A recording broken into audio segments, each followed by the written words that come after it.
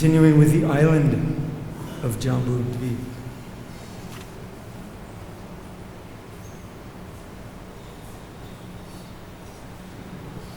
Om Namo Bhagavate Vasudevaya.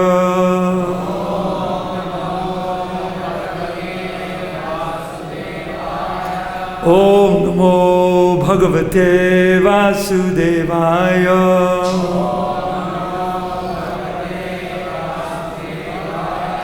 Om Namo Bhagavate Vasudevaya.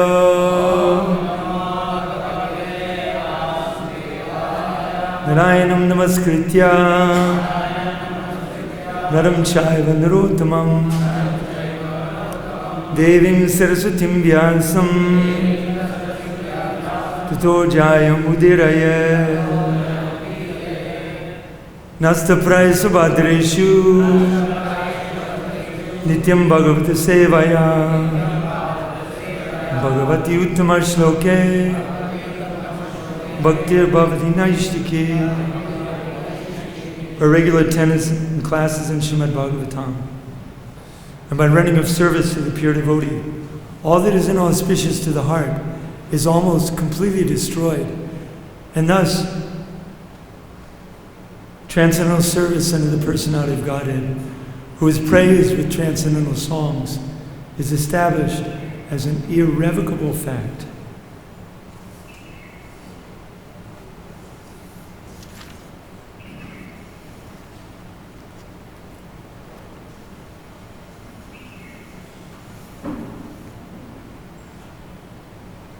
Kalpayusham, Kalpayusham, Stanajayat, Stanajayat, Punarbhavat, Punarbhavat, Kshanayusham, Kshanayusham, Bharatabhujayo, Bharatabhujayo, Varam, Varam, Kshanena, Kshanena, Martyena, Martyena, Kritam, Manasvina, Manasvina, Sanyasya, Sanyasya, Samyanti, Samyanti, Abhayam, Abhayam, Param, Param, Hare, Hare. Kalpayusham Stanajayat Punarbhavat. Kalpayusham Stanajayat Punarbhavat. Kshanayusham Bharata Bhujayo Varam. Kshanayusham Bharata Bhujayo Varam. Kshanena Martyena Kritam Matasvina. Kshanena Martyena Kritam Manasvina. Sanyasya samyantyabayam param hare. Sanyasya samyantyabayam param hare. Kalpayusham stanajayat punarbhavat. Kshanayusham bharata bhujayo varam. Kshanena martyena kritam manasvina. Sanyasya samyantyabayam padam hare. Kalpayusham stanajayat punarbhavat. Kshanayusham bharata bhujayo varam. Shanena Martyena Kritam Manashvina Sanyasya Samyantyabhayam Padam Hare.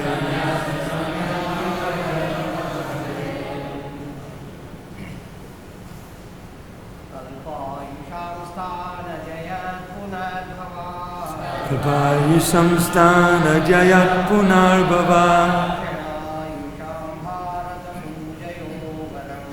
Kshanayusham bharata pujayo varam Shanena matye kritam manasvina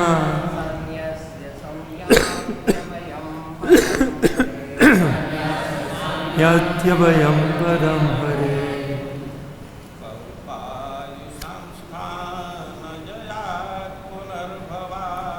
Kalpayustam stana jayat punarbhava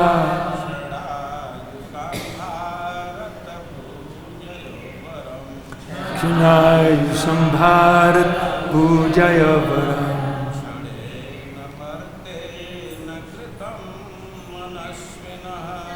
Shanena martye kritam manasvina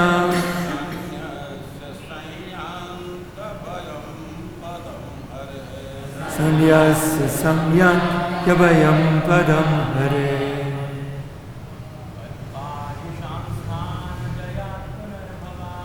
Kalpayusham stana jayat punarbhava Kshanayusham bharat pujaya varam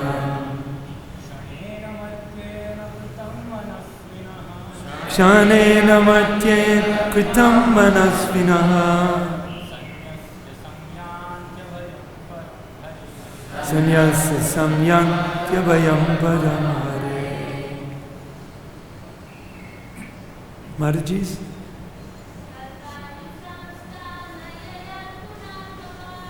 Kalpayusham stana jayat punarbhava Kshanayusham bharat pujaya varam Shanena matye kritam manasvina Sanyasya samyantyabhayam padam hare. Kalpa ayusham, of those who have a life duration of many millions of years, like Lord Brahma, Stanajayat, than achievement of the place or planetary systems, Punabhavat, which is liable to birth, death, and old age, Kshanayusham, of persons who have only 100 years of life, Bharatabhujaya, a birth in the land of Bhartavarsh, Varam, more valuable, Kshanena, for such a short life, Martyena, by the body, Kritam, the work executed, Manasvina, those actually understanding the value of life, Sanyasya, surrendering unto the lotus feet of Lord Krishna, Samyanti, they achieve, Abhayam, where there is no anxiety, Padam, the abode, Hare, of the Supreme Personality of Godhead. Translation and purport by His Divine Grace Srila A.C. Bhaktivedanta Swami Srila Prabhupada Ki Jai. A short life in the land of Bhartavarsha is preferable to a life achieved in Brahmaloka for millions and billions of years, Because even if one is elevated to Brahmaloka, he must return to repeated birth and death. Although life in Bhartavarsh, in a lower planetary system, is very short, one who lives there can elevate himself to full Krishna consciousness and achieve the highest perfection, even in this short life, by surrendering fully under the lotus feet of the Lord. Thus, one attains Vaikuntha Loka, where there is neither anxiety nor repeated birth in a material body. Please repeat. A short life in the land of Bhartavarsha is preferable to a life achieved in Brahmaloka for millions and billions of years. Because even if one is elevated to Brahmaloka, he must return to repeated birth and death. Although life in Bhartavarsh, in a lower planetary system, is very short, one who lives there can elevate himself to full Krishna consciousness and achieve the highest perfection, even in this short life, by fully surrendering under the lotus feet of the Lord. Thus one attains Vaikuntha Loka, where there is neither anxiety nor repeated birth in a material body. Excuse me.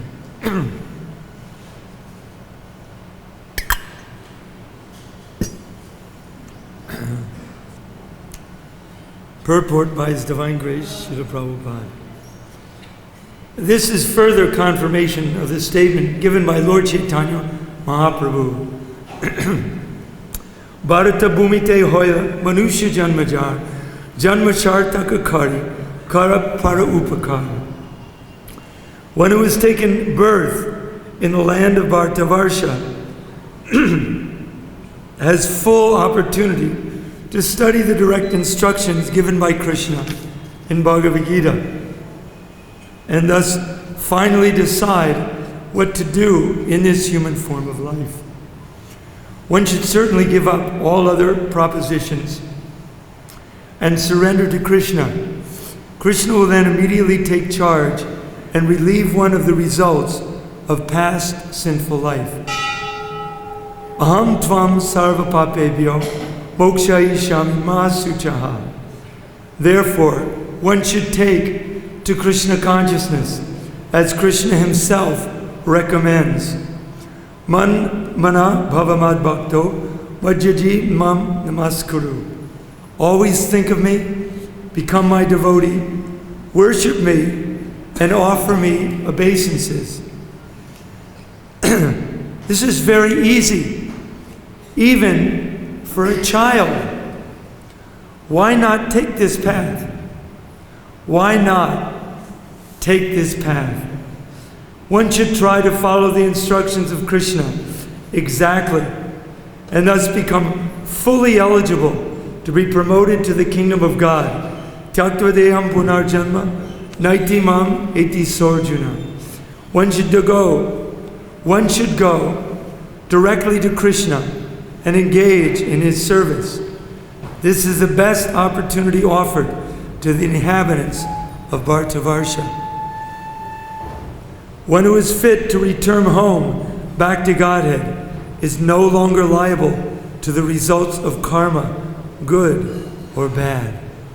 Jai Shri Krishna Balaram Ji ki jai, Shri Radha Shyam Lalita Vishakha ki jai, Shri Gauri Nitai ki jai. All glories to the assembled devotees. Om Ajnana Timirandasya Gananjana Salakaya Chakshurum Militam Jena Tasmai Shri Gurave Namaha. Shri Chaitanya Manobhishtam Shtapitam Yena Bhutale Swayam Rupa Gadamayam Dadati Shva Padantikam. Vandeham Shiguru Shiyutapar Kamalam Shigurun Vaishnavamscha Shri Rupam Sagajatam Sahagana Raghunatam Tam Sajivam Sadvaitam Savrutam Purijana Saitam Krishna Chaitanya Devam Shri Radha Krishna Padan Sahagana Lalita Shri Vishakanvitamscha.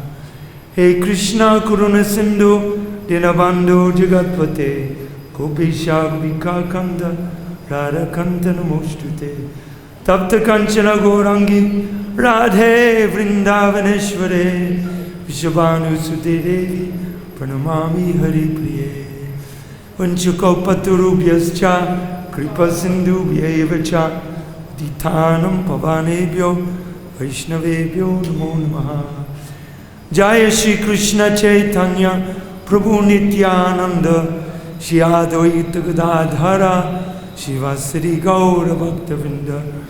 Hare Krishna Krishna Krishna Hare Hare Hare Rama Rama Rama Hare Hare. I was born in the darkest depths of ignorance, but my eternal spiritual master, Om Vishnupad Paramahamsa Parivrajikacharya, Astatara Sarishi Shimad, Divine Grace A.C. Bhaktivedanta Swami Srila Prabhupada, has forced my eyes open with the torchlight of knowledge. Therefore I offer my most humble obeisances unto his lotus feet. How could I ever forget his mercy upon me? So these are continuing with the wonderful prayers of the residents of the heavenly planets. And yesterday, when Maharaj was giving class, I was thinking that, in the Bhagavad Gita and in Srimad Bhagavatam, we hear about the nature of the heavenly planets. And we hear about how less fortunate people are those who engage in the worship of the demigods. Starting in Bhagavad Gita, as the Lord says, Kamaistar Kritigyanaha Prapadyantena Devata Tam Tam Niyamamashtaya Prakrita Niyatashvaya. That those who worship the demigods are Kritigyanaha. They have lost their intelligence. Yesham Dvandagatam Bapam Jananam Punikarmanam Te Dvandva Mohanir Mukta Brajante Mam Durda Vata. That their fruits are limited and temporary. So those who worship the demigods are considered less intelligent, and upon undergoing so many sacrifices and austerities and penances and preparing oneself for a so-called superior life of elevated sense enjoyment, inconceivable to us in relation, in perspective to our short span of life. Lord Brahma lives how long? And he's living longest in the heavenly planets. He's living 4,300,000,000 years times 2 times 30 times 12 times 100 years. Practically inconceivable to us. So, but I was thinking this is quite nice to actually hear not only Krishna talk about the disadvantage of worshiping the demigods, and it talked about throughout Srimad Bhagavatam, but now we have the demigods themselves who are appearing and saying, don't worship us. We're desiring a birth down in Bhartavarsh, which is subject to the miseries acute miseries of birth, old age, and disease. As we hear in the heavenly planets, the miseries are very much less there. But the most miserable part of material existence, apart from just feeling the acute miseries, is the fact that we're forgetting Krishna and we're missing out on the highest nectar that's available in any sphere of life. I thought we would hear, following in that vein, prayers by different exalted devotees, beginning with Lord Brahma, as a disadvantage of worshiping the demigods. In Lord Brahma's prayers, he says, "My Lord, you are not very much satisfied by the worship of the demigods, who arrange for your worship very pompously with various paraphernalia, but who are full of material hankerings. You are situated in everyone's heart as a supersoul, just to show your causeless mercy, and you are the eternal well-wisher, but you are unavailable to the non-devotees." Srila Prabhupada's purport. The demigods are called sakama devotees, or devotees with material desires in mind. And while the pure devotees are called nishkama devotees, because they have no desires for their personal interests, the sakama devotees are self-interested, because they do not think of others, and therefore they are not able to satisfy the Lord perfectly. Whereas the pure devotees take the missionary responsibility of turning non-devotees into devotees, and they are therefore able to satisfy the Lord more than the demigods. This is the great secret of Krishna consciousness. A devotee is not interested in his own self-interest. Therefore, it's incumbent upon us as devotees to raise ourselves up from the neophyte platform, which is the model of the neophyte devotee, as he's attached simply to worship of the Lord in the temple. And he's not able to recognize the Lord in the heart of all, first of all his devotees, and therefore give proper respect to the devotees. What to speak of in other living beings. So this great fortune we've got to be born in the land of Bhartavarsha, or someone who doesn't have that good fortune, such as myself, who was born in a very sinful place, but who we can say Bhartavarsha came to us in the form of Srila Prabhupada and gave us that benefit and gave us our real birth into the transcendental service of the Lord. How much we owe that personality, how much we owe to the incredible great fortune of taking birth in Bhartavarsha.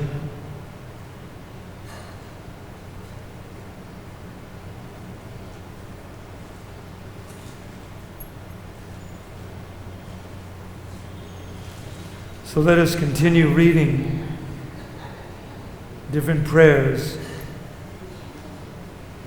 by different exalted personalities.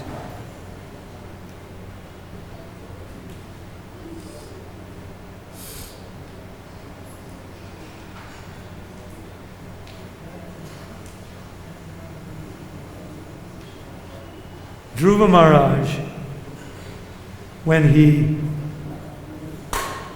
started performing his severe austerities for the desire to gain a kingdom even greater than his father or grandfather,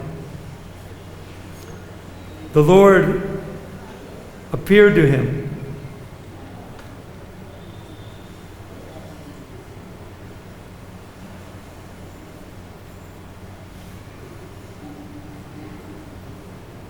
So Dhruva Maharaj, young boy, 5 years old, following the instructions of Narada Muni and very incredibly, strictly following these strict principles of yoga, not eating, not drinking, not even breathing air, was able to capture the form of the Lord in his heart.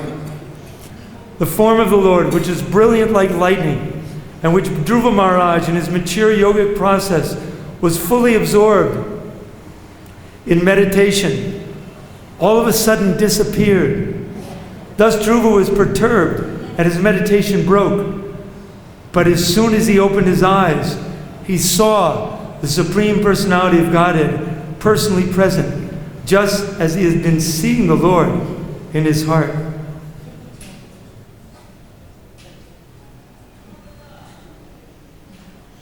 When Dhruva Maharaj saw his Lord just in front of him, he was greatly agitated and offered him obeisances and respect. He fell flat before him like a rod and became absorbed in love of Godhead.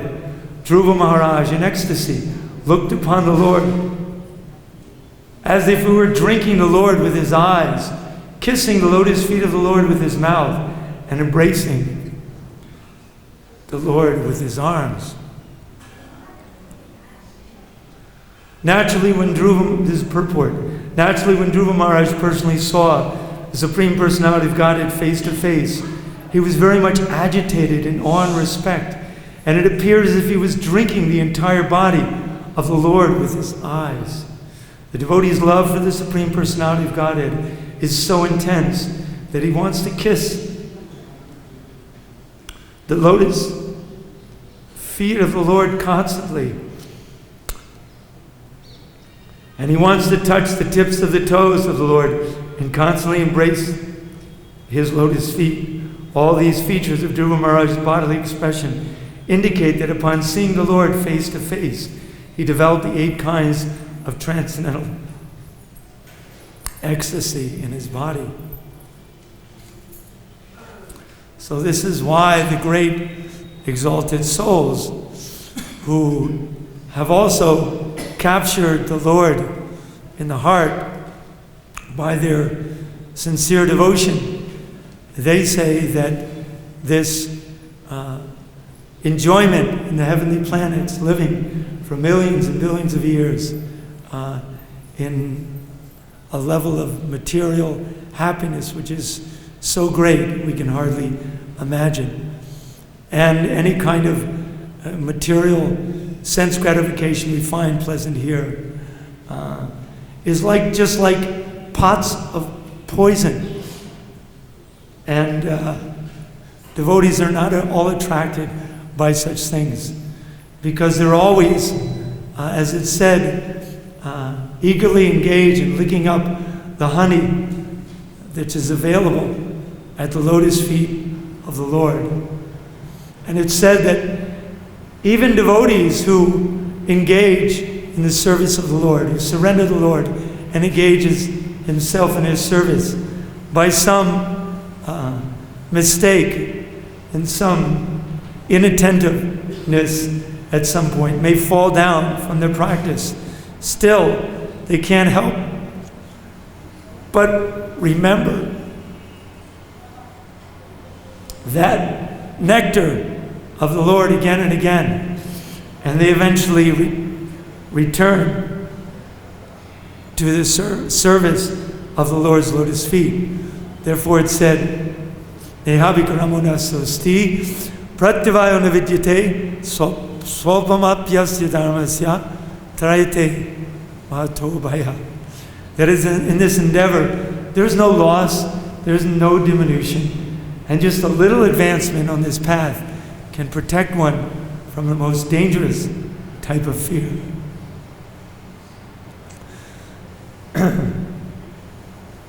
So Dhruva Maharaj continues. Although Dhruva Maharaj was a small boy, he wanted to offer prayers to the Supreme Personality of Godhead in suitable language. But because he was inexperienced, he could not adjust himself immediately.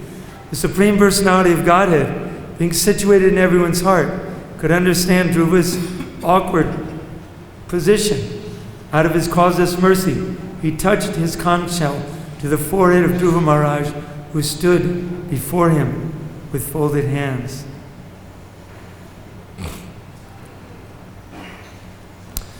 Purport. Every devotee wants to chant the transcendental qualities of the Lord. Devotees are always interested in hearing about the Lord's transcendental qualities, but they're always eager to glorify these qualities, but sometimes they feel inconvenienced by humbleness. The personality of Godhead, being situated in everyone's heart, specifically gives the devotee intelligence to describe him. It is therefore understood that when a devotee writes or speaks about the Supreme Personality of Godhead, the words are dictated by the Lord from within. So this is really wonderful that Dhruva Maharaj, a boy of only 5 years old, what did he know about the Vedic knowledge? But he had become purified by the Lord's darshan. All of his senses were absorbed in transcendental ecstasy of the Lord, and he developed a great spontaneous desire to glorify the Lord. So the Lord simply touched his forehead with his conch shell, and Dhruva Maharaj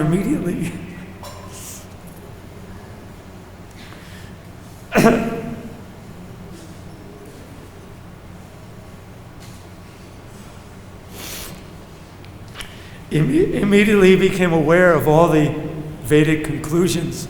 The same thing happened, of course, to Prahlad Maharaj when he approached the Lord with folded hands. The Lord simply benedicted him, and Prahlad Maharaj was able to recite so many wonderful prayers. So this is, it's said that Atashi Krishna Nabhaved Indriyai Seva Mukhe Jivido Swayameva Spratyada, that no one is able to understand the name, fame, quality, pastimes of the Supreme Lord through our blunt material senses. How can we understand anything of Krishna? Actually, it's stated that until one comes to spontaneous platform of Krishna consciousness, one's not really performing. It's conditional devotional service. It's like we're practicing, and we're going through the mercy of our spiritual master, and he's offering our devotion to Krishna. Therefore, it's very important in the neophyte stage of Krishna consciousness that we keep an extremely humble attitude toward our spiritual master. Even the greatest personalities, such as Lord Brahma, say that, I know nothing. I know nothing at all, Krishna. And even if the greatest scientists in the world were able to somehow or other, which they can't, count all the different atoms in the universe and all the grains of sand, still they would not be even able to calculate an insignificant fraction of the unlimited wonderful attributes of this Supreme Personality of Godhead.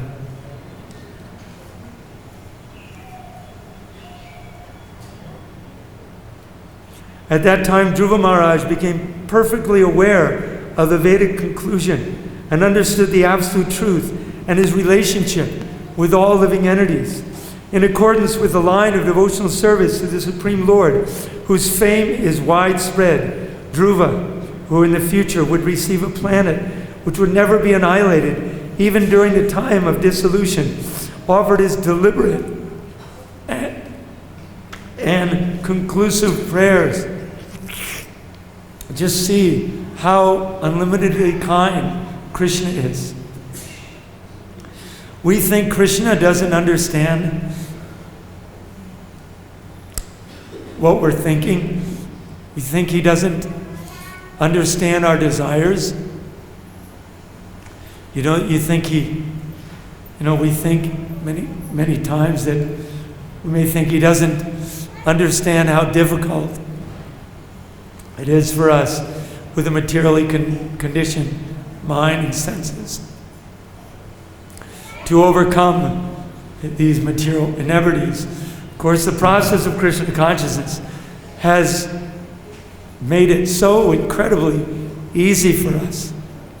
Simply by associating with devotees, attending the programs, just showing a little bit of enthusiasm. That's all we need. And it's this one short lifetime, we can go back to home, back to Godhead. And even if one sincerely follows the process of devotional service, but yet has some desire at the point of death, Krishna can easily facilitate his enjoyment in the heavenly planets for many millions and billions of years. So even without the devotee desiring, look what Krishna's done for Dhruva Maharaj, who, although he had these desires, and they were strong desires, when he saw Krishna standing before him, the vision of the Lord was so incredibly powerful that, as mentioned, he achieved all the mystic perfections in an instant, and achieved all the highest stages of ecstasy in his transcendental senses. And he immediately gave up this desire of even having any kingdom. We won't, we will recite a few of his prayers if we can. Further on, Dhruva Maharaj gave up his desire to have any kind of a kingdom. And what was his desire? How his desire changed? My Lord, the transcendental bliss derived from meditating upon your lotus feet or hearing about your glories from pure devotees is so unlimited that it far is beyond the stage of Brahmananda, wherein one thinks himself merged in the impersonal Brahman as one with the Supreme. Since Brahmananda is also defeated by the transcendental bliss derived from devotional service, then what to speak of the temporary blissfulness of elevating oneself to the heavenly planets, which is ended by the separating sword of time. Although one may be elevated to the heavenly planets, he falls down in due course of time. Srila Prabhupada's purport. The transcendental bliss derived from devotional service, primarily from Shravanam, Kirtanam, hearing and chanting, cannot be compared to the happiness derived by karmis by elevating themselves to the heavenly planets, or by jnanis or yogis who enjoy oneness with the Supreme and Personal Brahman. Yogis generally meditate upon the transcendental form of Vishnu, but devotees not only meditate upon him, but actually engage in the direct service of the Lord. So, this is our incredible, great fortune, to be able to take birth in a planet like Bhartavarsha. And I've been thinking in the last few days how fortunate it is coming to Vrindavan and being able to associate with all the residents of Bhartavarsha. What to speak of the residents of Vrindavan. And just in observing some of the bodily features of the residents of Bhartavarsha, and also just recently I went to South India. It's mentioned also in Srimad Bhagavatam I was down in the Mysore area, and there the numerous holy rivers, predominantly the Kaveri River, it's talked about in Srimad Bhagavatam, how elevated, that some of the best devotees of Chaitanya Mahaprabhu will take birth in this area. And when I was down there, just spending a few days with these devotees made me really become really humble and appreciate how exalted these devotees are and how rare it is, just like it's rare to take a birth in Bhartavarsha. So I think it was really rare for me to be able to get the association of such exalted devotees that by their pure behavior, even devotees, aspiring devotees like myself could make rapid spiritual advancement by their association. So we're all so fortunate, and we have to attend to that great fortune with great enthusiasm and realizing our good fortune, and become cautious that we don't become lax in our performing our devotional service. Simply a moment's inattention, and it can cause the greatest havoc. And the more and more attachment that we get for hearing and chanting about the Lord, the more taste we get for chanting the Lord's holy name, and for living in a holy place like Vrindavan, associating with the devotees. The more our taste grows and grows, the more we'll develop that quality of not wanting to waste a second in the service of the Lord. So, Hare Krishna, thank you very much for your kind attention. If there are any questions or comments.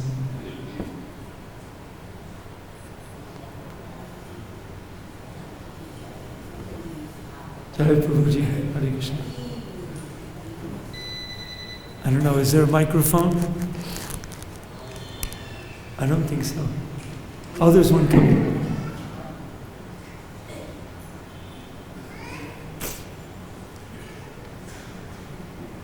Thank you. I don't understand the word Punarbhava. It is mentioned that Punarbhava means material existence. The residents of Brahmaloka, they will have birth again and again. Why is it mentioned like that? Don't they have the freedom of practicing devotional service and going back to work in one life? I'm sorry, because the bell, I didn't hear your complete question. Please question it, ask it again. Don't the residents of Brahmaloka, Satyaloka, don't they have the freedom of practicing devotional service and going back in one life? Yes, they actually do. They actually do. And, there's great saintly persons that are in the heavenly planets. Sometimes Narada Muni goes there. There's Brihaspati. There's many great devotees visit there from time to time. But the problem is that sense gratification is so easily available, and it's so intoxicating because it's on such a high level that people become bewildered as to the importance of performing devotional service. So that's the whole point of what the demigods are saying here, that although in one sense the opportunity is greater, they have greater intelligence, they have great association up there, but they also have a much greater facility for material sense enjoyment. And as we know from Bhagavad Gita, that those whose minds are addicted to material opulence and sense gratification, that determination, that drita vrata that comes that one needs to practice devotional service and to go back in one lifetime is not very available in the heavenly planets. We hear this story of Khatvanga Maharaj, who was fighting for the demigods for many years. And when he finally asked the demigods, how much longer do I have to live? They said, you only have a moment longer. So he didn't hesitate. He immediately came down to the earth planet and engaged in severe austerities and penances and transferred himself back to home, back to Godhead. So although the facility for performing devotional service may be good in the heavenly planets, still because of the association with sense gratification, the great tendency towards that, it's considered much, much more difficult, to the extent that the intelligent demigods are desiring to come down here. Plus, the benefit that we have of it being able to perform missionary activities on behalf of great exalted devotees like Srila Prabhupada. This really is so much superior to anything. I mean, it's so exciting when you hear about the devotees, just like Shama Sundar Prabhu. He was talking about his memories with Srila Prabhupada. And he was saying, they were talking about, there's 26 qualities in general of a devotee. And devotees talk about different qualities of Srila Prabhupada. He was saying his quality of Srila Prabhupada, his favorite quality is that of adventure. And because when he was with Srila Prabhupada, it was a non-stop adventure. And life was so exciting at all the time. I remember when we joined I joined in the early 70s and also in the late 60s, just having Srila Prabhupada on the planet, it was so exciting. And we lived our life at a pace that was so high. Devotees who are dedicated to like book distribution, like nonstop. It's the only service that I can see. It's that carries that kind of intensity, where you're so fully engaged. I mean, you have to be, because if you're not completely absorbed in distributing books and in praying to Krishna, it's very immediately one can become overcome by the material energy. So it's very exciting being able to participate in the missionary activities of Krishna consciousness. And therefore devotees, their attitude doesn't even matter, If I go back to Godhead or whatever, I mean, the way I feel is that I'm not at all qualified anyway to go back to Godhead. But if we simply absorb ourselves in service and in missionary activities, then we'll experience what it's like to be situated in our constitutional position. And as Lord Chaitanya said, our constitutional position is Gopi Bharatu Parakamalayor, Dasa Das, Anudasa. And once we're situated in the intensity of realizing our constitutional position like that, then, we can say, it's said in one sense, that we already are back to Godhead. I hope that long-winded answer answered your question. Anyone else? Jai Grantaraj Srimad Bhagavatam ki Jai.